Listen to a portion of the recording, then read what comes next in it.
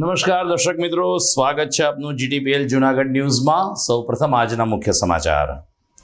ભડકાઉ ભાષણ આપનાર મૌલાના સલમાન અઝહરીની મુંબઈથી ધરપકડ બાદ આજે જડબે-સલાક પોલીસ બંદોબસ્ત વચ્ચે કોર્ટમાં રજૂ કરતી પોલીસ।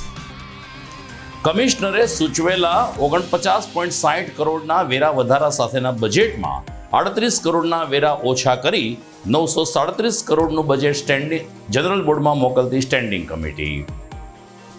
મહાનગરપાલિકા દ્વારા 15 વોર્ડમાં વિકસિત સંકલ્પ યાત્રાનું આયોજન આજે દોલતપરા ખાતે પ્રારંભ કરાવતા મેયર ગીતાબેન પરમાર।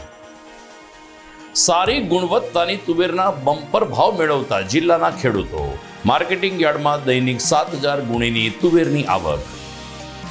અને તોડ કાંડ પછી દોડતી થયેલી પોલીસે વધુ એક પીએસઆઈની કરી ધરપકડ।